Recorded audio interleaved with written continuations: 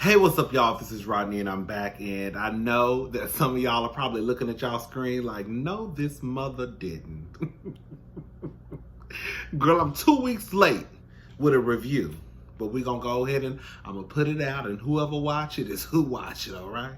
So this is Insecure Season 4, Episode 6.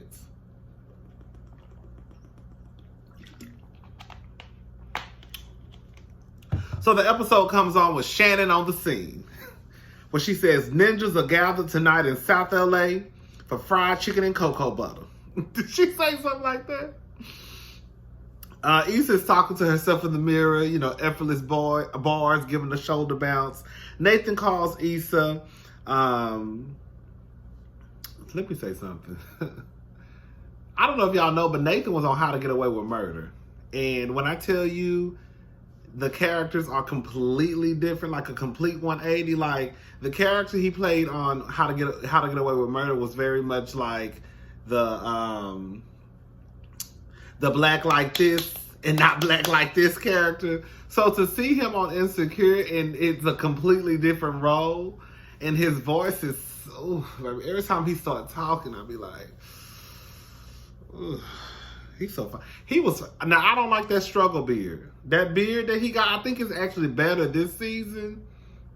But I think last season, that struggle beard he had going on, looking like coochie patches, just like patches of coochie hair, just pubic hair, just all over his face. I was like, yo, what is going on with your face? He said he not hustling no more.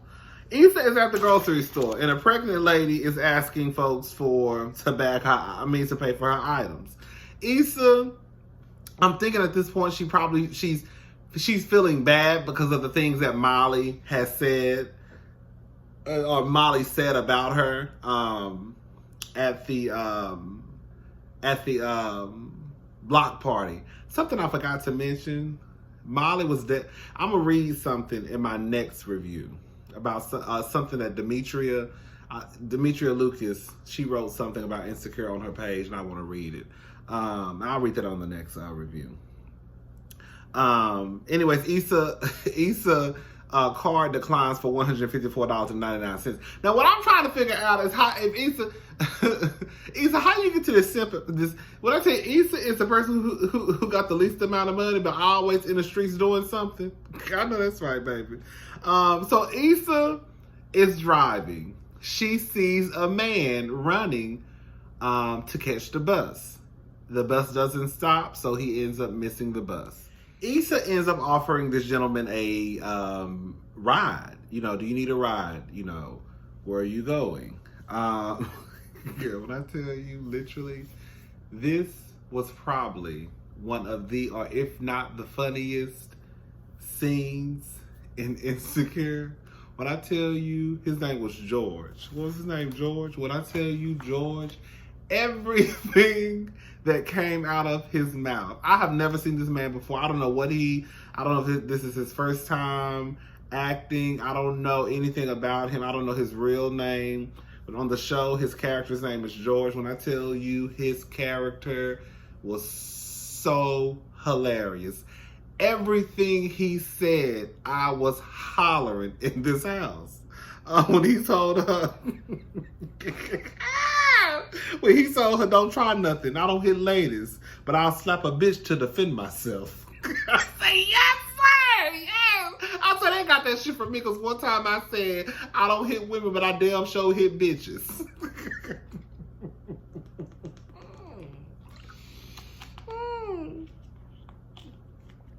He said, if you gonna give a nigga help, girl, Issa was just asking him, where are you going? So, girl, most people nowadays, they use their GPS.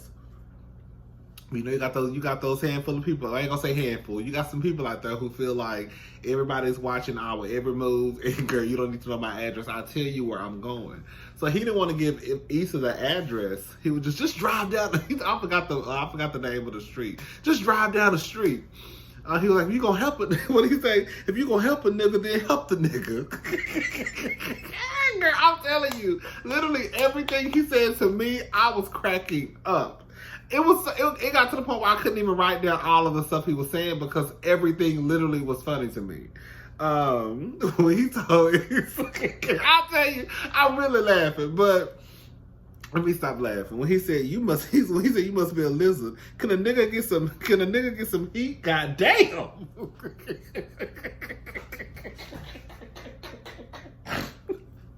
I'm sorry, when I tell you I was cracking up at George. When I tell you he was so hilarious to me. Hold on, girl. So she finally gets George to where he needs to go. When he saw that man, when he saw Charles, I think it was a man named Charles. When he said, Charles, he said, that ain't Charles.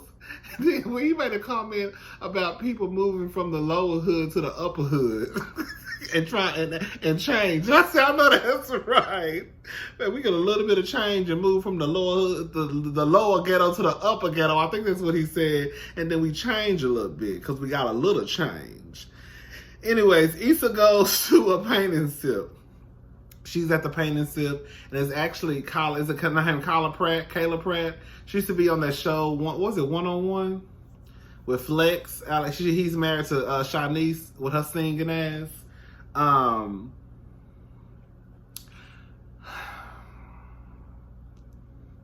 You know what it is? I think what it is because I haven't really seen her act in anything in a very long time. That I guess I was expecting more. But I think if they probably would have changed her hairstyle up, or if she would have tried to change her voice, maybe. I really didn't get it. To me, it just felt like I was watching Kayla Pratt. I didn't get a character from her. You know what I'm saying?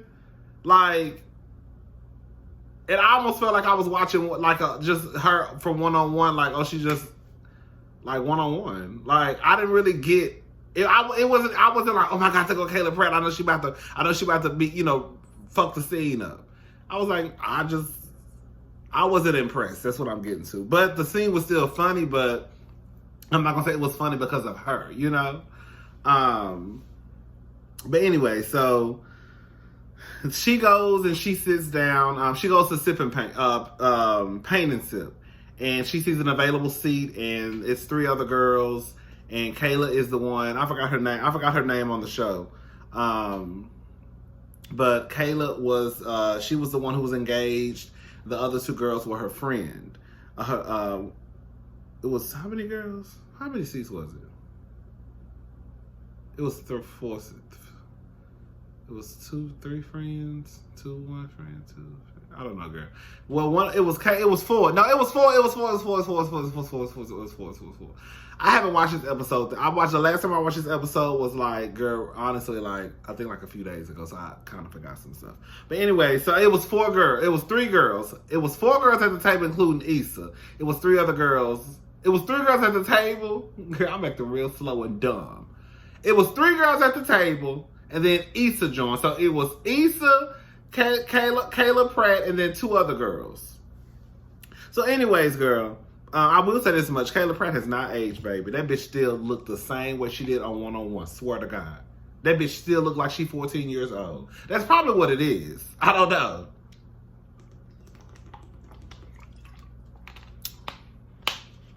So anyways, they have an available seat. She asked them, is anyone sitting there? They told her no. They didn't bring any drink. Which, honestly, I'm not going to lie, I thought that when you go to Paint and Sips, I thought they provide the drinks too. Maybe, I guess certain ones probably do and certain ones don't. They invite her to a bar. At first, she, was like, no. And then she, her little, what is it called? Tells her to go. Now, this is where I noticed, like, there's a difference between these girls and Issa's friends. These girls were gassing. Issa, she doesn't, like some of us, sometimes we kind of don't believe in ourselves. We really don't think that we have what it takes to get something done. And even with her event being a big success, she still doesn't want to even acknowledge that I did this. Like, bitch, I really did this. I really did this. And so these girls are at this table hyping her up, telling her she's a plug and you go and girl, yes. And she's like, yeah, I guess I am the plug. But have you noticed that when she's with her other friends like Kelly, they're like, girl, I didn't think you was going to even do this, girl. But you see, like, it was completely different. So you have your friends who really don't,